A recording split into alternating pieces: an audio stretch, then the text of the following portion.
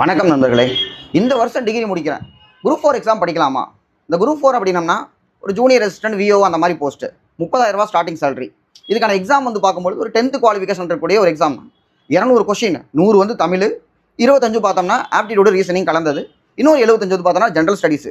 அதுக்காக அவ்வளோ ஈஸியாக இருக்காது, டஃப்பாக இருக்கும். போன வருஷம் குரூப் 4 எழுதணும் கேட்டிங்கன்னா குரூப் 4 அப்படின்னா என்னன்னு சொல்லுவாங்க. அப்படின்னா யாருமே படிக்கக்கூடாதா அப்படிங்கிறத பார்த்தோம்னா யார் குரூப் 4 படிக்கிறாங்க? பொதுவாக வந்து ஹவுஸ் ஒய்ஃப்ஸ் நிறைய பேர் படிப்பாங்க. எதனால் அப்படின்னு பார்த்தோம்னா ஒரு 30,000 ஹஸ்பண்ட் வந்து சேலரி வாங்குறாங்க அப்படின்னா ஹஸ்பண்டோடைய பேர்டன் வந்து நம்ம ஷேர் பண்ணிக்கணும். இன்னொன்று, அப்பா அம்மா வந்து என்னை கஷ்டப்பட்டு படிக்க வச்சிருக்காங்க, நான் ஒரு டிகிரி படிச்சுட்டு வீட்டில் வந்து நான் வந்து என்னதான் வீட்டில் எல்லா வேலையும் செஞ்சால் கூட நான் சும்மா இருக்கேன்னு தான் சொல்லுவாங்க. அப்போ எனக்கான அடையாளத்தை நான் உருவாக்குறேன், எனக்கான ஒரு ரெகக்னிஷன் வேணும் அப்படின்னு சொல்லிட்டு ஹவுஸ் ஒய்ஃப்ஸ் வந்து பார்த்தோம்னா குரூப் 4 வந்து படிப்பாங்க. இதை தாண்டி பசங்களை பொறுத்த வரைக்கும் இல்லை பொண்ணுங்களை பொறுத்த வரைக்கும் பிஃபோர் மேரேஜ் இப்போ தான் டிகிரி முடிக்கிறேன் அப்படின்னு படிக்கலாம்னு பார்த்தோம்னா யாரெல்லாம் படிக்கலாம்? இப்போ நீங்கள் ஒரு படித்த உடனே ஒரு கேம்பஸில் வேலை கிடைக்குது, 35,000க்கு மேலே சம்பளம் கிடைக்குது, ஐடி கம்பெனியில் வேலை, ஒரு விப்ரோலையோ அசெஞ்சர்லையோ சிடிஎஸ்லையோ ஏதோ ஒன்றில் இன்ஃபோசிஸ்லையோ வேலை கிடைக்குது அப்படின்னா தாராளமாக நீங்கள் அந்த வேலையை எடுத்துகிட்டு பர்சியூ பண்ணலாம்.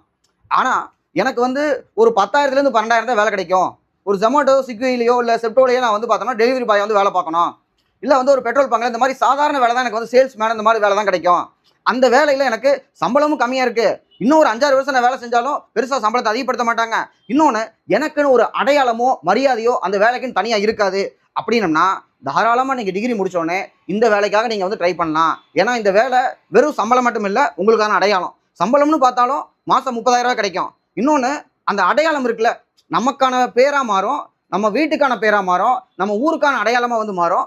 அப்போ இந்த முயற்சி நம்ம எடுக்கிறது வந்து சும்மா இருக்கும் அப்படிங்கிற அர்த்தம் இல்லை. அது வள்ளுவர் சொன்ன திருக்குறளில் நம்ம வந்து பார்த்தோம்னா ஊக்கமுடையான் ஒடுக்கம் அப்படின்னு வள்ளுவர் சொல்லுவார். நல்லா திறமை இருக்குது, சம்பாதிக்க கூட திறமை இருக்குது, ஆனால் நான் வந்து ஊக்கமுடையான் ஒடுக்கம் அப்படிங்கிறது பொருதகர் தாக்கருக்கு பேரும் தகைத்து அப்படிம்பாரு. அதாவது எப்படி ஒரு ஆட்டுக்கடா முன்னாடி போய் முட்டுறதுக்கு முன்னாடி பின்வாங்குமோ 2 ஸ்டெப் பின்னாடி வைக்கும், ஏன்னா முன்னாடி போய் முட்டுறதுக்காக.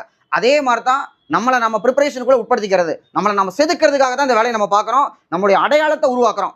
அப்போ தாராளமாக நீங்கள் வந்து ப்ரிப்பேர் பண்ணலாம். நிறைய பேர் அப்ளை பண்ணுவாங்க, எனக்கு கிடைக்குமா அப்படின்னு நம்ம யோசிக்கலாம். முயற்சி என்றைக்குமே வந்து பார்த்தோம்னா கண்டிப்பாக நமக்கு வந்து பலனளிக்கும். இப்போ தாராளமாக வந்து முயற்சி பண்ணலாம். இன்னொன்று, வேற என்ன நமக்கு இருக்கு அப்படிங்கிறத நம்ம வந்து யோசிக்கணும். இதை விட பயங்கர பெட்டர் ஆப்ஷன் இருக்கா? ஒரு நிறைய கோடிக்கணக்கு சொத்து வச்சிருக்கீங்களா? உங்களுக்கு இது தேவைப்படாது. ஆனால் எனக்குன்னு வேற வழி இல்லை அப்படிங்கிற போது ஒரு 10,000 தான் கிடைக்கும், என் குடும்ப கஷ்டத்தை போக்க முடியாது அப்படின்னம்னா அப்போ இந்த அடையாளத்தை உருவாக்குறதுக்காக நம்ம போராடலாம். தேங்க்யூ.